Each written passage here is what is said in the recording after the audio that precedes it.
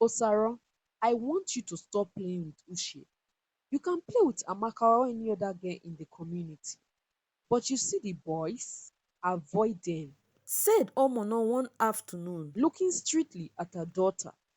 Yes, Mama, Osaro responded, though she looked confused. But Mama, why can't I play with the boys? Once upon a time, in a small community, there lived a woman named Omono. She was known for her beauty, but more importantly, she was known for her strong desire to raise obedient children. Omono had two children, Osaze, her firstborn, and Osaro, her daughter. Omono lived a peaceful life, and as her children grew, she became increasingly focused in molding them into a well-behaved young people. Osaze was the perfect example of obedience. He never questioned his mother's commands. If Omono said do this, Osaze would jump to it without hesitation. But for Osaro, she was a little different.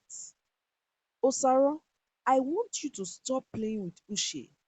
You can play with Amaka or any other girl in the community, but avoid the boys, said Omono one afternoon, looking strictly at her daughter.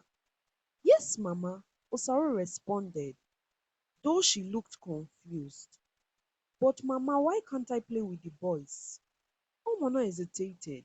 She knew Osaro would not understand all the reasons. So she came up with what seems like the easiest explanation.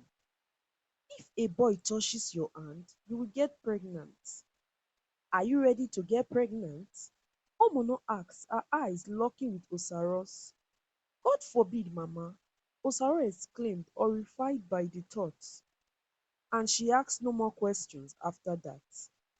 From that day on, Osaro began avoiding Uche, their neighbor's son, who had always been her playmate. Uche, who was confused by the sudden change, continued to visit their home, hoping to see Osaro, but every time he came, Omono would tell him Osaro is not around or Osaro is sleeping. Yet Uche never gave up. One afternoon, Uche finally caught Osaro sitting outside. Osaro, is that you? Or are my eyes playing trick on me? Asked Uche with excitement. Osaro looked up, surprised. What are you doing here? She asked. You forgot your hat in our compound, said Uche, holding up the hat, and I have been trying to give it back to you, but you are either sleeping or not at home. Leave the hat on the floor and go, Osaro said quickly, her heart racing as she remembered her mother's warning. Uche took a step closer. What is wrong? Why are you avoiding me? He asked, confused by her coldness. If you take one more step, I'll call my mom, Osaro shouted, stepping back. Uche, hot and confused, realized he wasn't welcome anymore. So he dropped the hat on the ground and walked away with his shoulders slumped. Omono noticed the changes in Osaro's behavior and was pleased. Her daughter no longer interacted with boys and seemed to be listening to her warnings. Osaro grew into a beautiful young lady, admired for both her beauty and intelligence. Nevertheless, she continued to keep her distance from boys, just as her mother had instructed. But everything changed one day during a biology class. Osaro learned something that shook her deeply. She discovered that a simple handshake could not make a girl pregnant. Her mother's warning echoed in her mind, but now Osaro knew it wasn't true. Though she now understood the real facts, Osaro still followed her mother's rule and avoided boys. She was not ready to challenge what had been embedded in her all her life. Yet, curiosity lingered in her mind. One fateful day, Osaro realized she had forgotten her notebook at school. It was getting late, but she rushed to retrieve it. When she got to the school, she found her classroom locked. She stood outside contemplating what to do when one of her classmates, Efe, arrived. Hey, Osaro, are you looking for something? Efe asked, his voice friendly. I forgot my notebook inside the class, Osaro replied. I have the key, Efe said, smiling. I was about to lock up properly. Let me open it for you. Osaro hesitated for a moment, but Efe was polite and helpful. She nodded and he opened the door. Inside, Efe handed her the notebook. As she took it, their hands touched, and Osaro felt something strange and new. The next day, Osaro saw the boy who gave her the notebook. She could not believe she hadn't noticed him before. He was in her class, SS1. Osaro also saw how the girls were always around him. Soon, she found out his name was Efe. All day, Osaro could not focus. She kept thinking about Efe and just wanted school to end. She tried to ignore how he smiled and talked to all the girls, thinking to herself he must be either boring or a flirt. After school, Osaro packed her bag carefully, making sure she did not forget any books. She did not want to have any more encounters with this Efe guy. At home, she still could not stop thinking about him. She would ease to herself when she remembered how he smiled at the girls. Osaro, are you okay? Her mother asked, looking at her with concern. Osaro was surprised to see her mother. Yes, Mama, she answered quickly. I hope you are not thinking about a boy. Remember, if they touch you, you'll get pregnant. Now, go and get me some palm oil, her mother said as she walked away. Osaro quickly pushed all thoughts of Efe out of her mind before her mother could notice and went to get the palm oil. In school, Efe tried to talk to Osaro, but she avoided him. After a while, he gave up, and soon Osaro forgot about him too, focusing on her studies. But by the end of the second term, both Osaro and Efe were chosen to represent their school in a mass competition, and that was how they became friends. Everyone knew Osaro was smart, but not many people knew Efe was also great at maths. He never felt the need to show off, but after the maths competition, he started answering mathematics questions in class. The girls admired him even more, and some began to feel jealous of Osaro's friendship with him. Efe continued to do well in school, and Osaro was happy to have a friend like him. One day, Osaro came home and found her brother Osaze arguing with their mother. As Osaze stormed out, Osaro asked their mother what was going on, but her mother did not answer. During dinner, her mother dropped the news. Osaro, you will be writing your Waec with Osaze. So, get ready because you all be joining his class for extra lessons. And without waiting for response, her mother got up and walked to the kitchen. Osaro had many questions but did not ask because she knew her mother would not answer. So, she accepted her fate. On her first day at the extra lesson, Osaro noticed someone staring at her, but she ignored it. She had bigger things to worry about. Efe was surprised to see Osaro at the extra lesson for students writing Waec. He wondered if she was also taking the exam that year. After class, Efe approached her. Is it Osaro we have here? He asked. Yes, she replied, not sure what to say. What are you doing here? Efe asked. Same as you, I am here for Waec lessons, Osaro replied. From that day on, they started sitting and studying together since they were both SS2 students preparing for the Waec exam. As the exam got closer, Osaro and Efe became closer friends. And one day, Efe suggested they study together at Osaro's house with her brother. Why don't we study together at your place? He asked. Osaro was surprised. At my house? She asked. Don't even think about coming near my house. My mother will never allow it. Who would tell her? Efe teased. But Osaro did not answer. So he dropped the idea. When the Waec exam came, all the students did their best. After the exam, Ida Community School decided to throw a graduation party for the SS3 students, and some SS2 students were also invited. Osaro was not sure if her mother would let her go, but when she asked, to her surprise, her mother agreed. But before they left, Omono called both her children and started. Osaro, stay close to your brother at the party o, and the both of you are not allowed to take alcohol. And don't let your shoes out of your sight. Remember, the world is wicked. And Osaze, please keep your sister safe and be my eyes at the party. Instructed Omono before letting Osaze and Osaro leave for the party. Osaro was excited. She had never been to a party before. She stayed by Osaze's side and did not drink anything. Just watching the decoration and the students' fancy outfit was enough for her.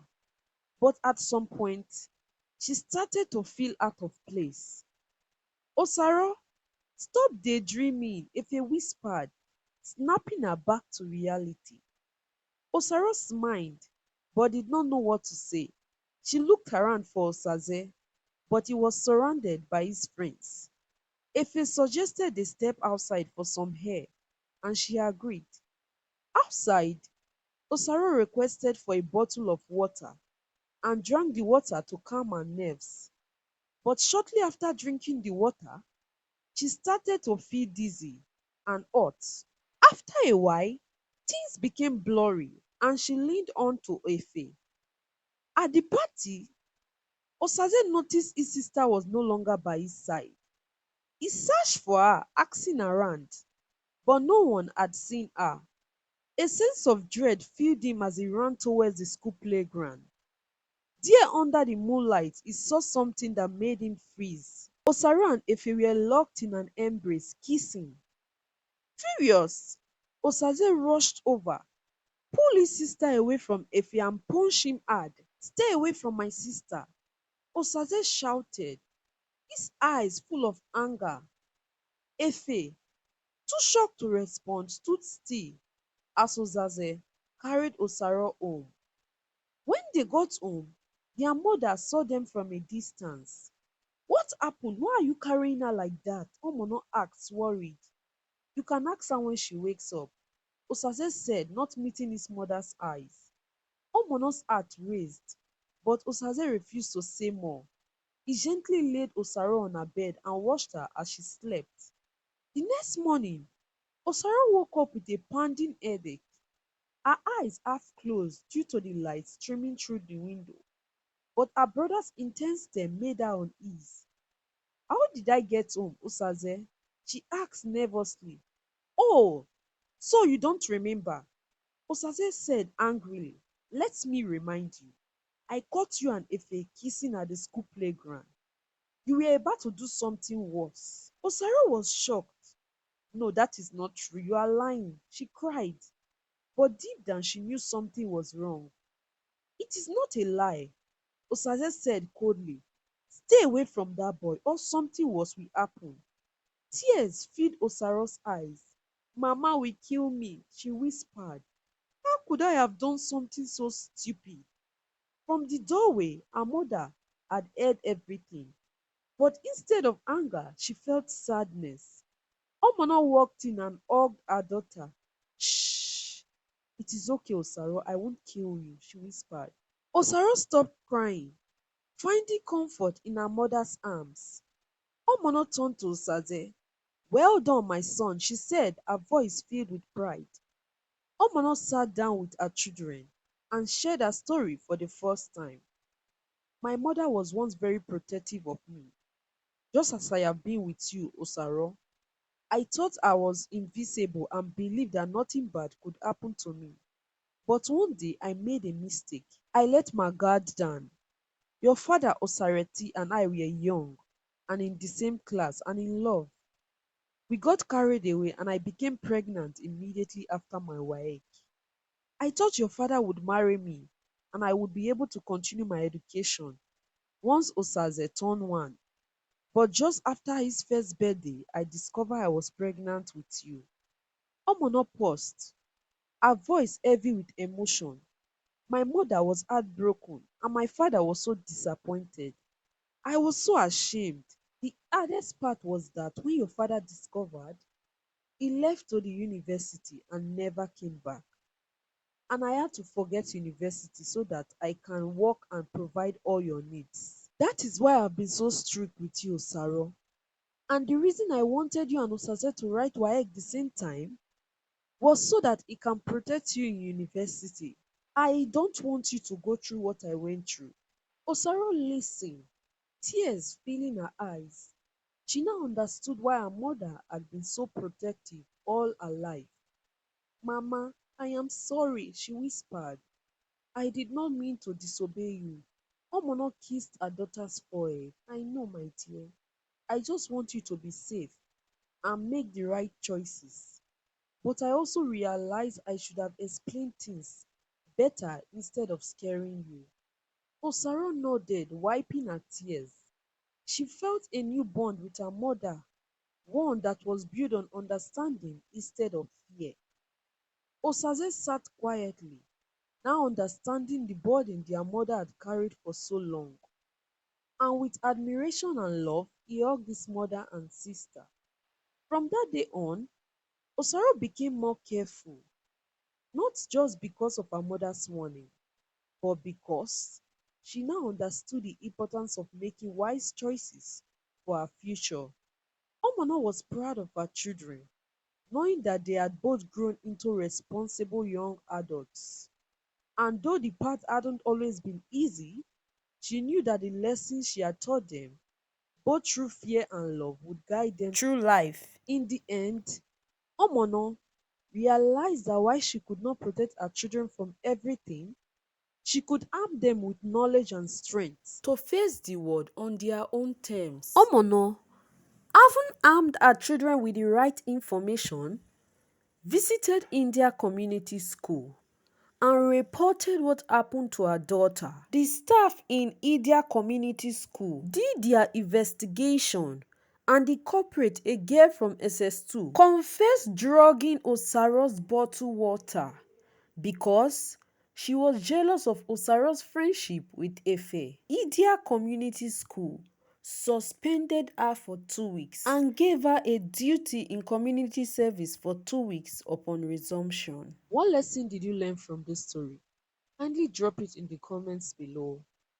If you do enjoy this story, please like and share to others so that they can learn one or two things from it too. And if you don't want to miss our next story, do where to click on the subscribe button below so you will be notified when we post our next story. So those who've subscribed, liked, shared, and left a comment in one or all of our story, thank you so much.